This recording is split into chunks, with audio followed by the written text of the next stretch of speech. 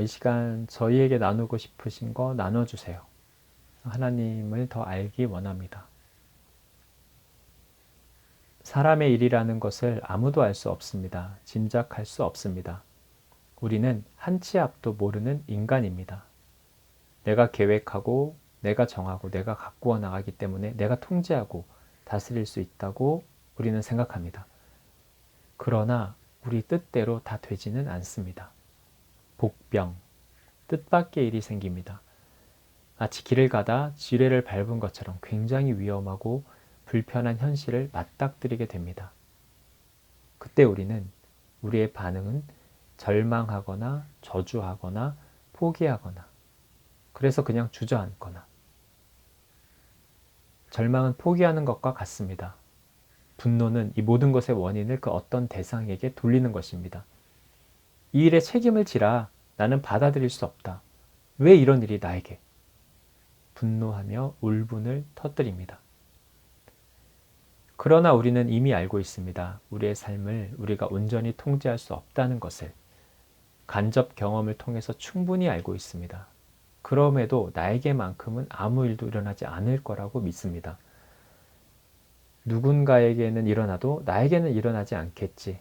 나에게는 피해가겠지.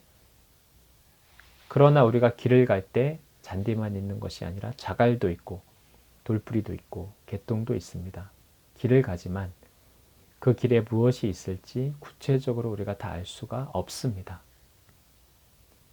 사랑한다, 사랑한다. 이러한 예측 불허의 인생에서 살아남는 법. 절망하느냐, 분노하느냐, 포기하고 주저앉느냐. 그 어떤 것도 우리를 살리지 못합니다. 우리 삶을 통제할 수 없습니다. 그래서 우리는 어떤 순간에도 하나님의 마음을 구해야 합니다. 그리고 그 상황에서 내가 어떤 마음을 가지고 무엇을 주목하며 무엇을 해야 할지도 구체적으로 물어야 합니다. 그때의 길과 방법이 보입니다. 하나님은 슬퍼할 일을 슬퍼하지 말라고 하시는 분이 아닙니다. 당연히 분노해야 할 일을 분내지 말라고, 화내지 말라고 하시는 분도 아닙니다. 우리에게 감정을 주신 분이기 때문에 우리의 감정 그대로 하나님 앞으로 가지고 갑니다. 숨기지 않고 어떤 가식 없이 우리 있는 모습 그대로 갑니다. 그러면 하나님 안에서 그 감정들이 다듬어지고 처리가 될 것입니다. 그 분노의 감정은 차분히 그 사건을 객관적으로 조망할 수 있는 눈으로 바뀌게 될 것입니다. 절망과 포기하는 마음은 그럼에도 희망과 소망이 있음을 깨닫게 하실 것입니다. 우리가 길을 가다 어떤 것을 만나더라도 하나님을 주목하기 원합니다. 하나님의 마음을 구하기를 원합니다.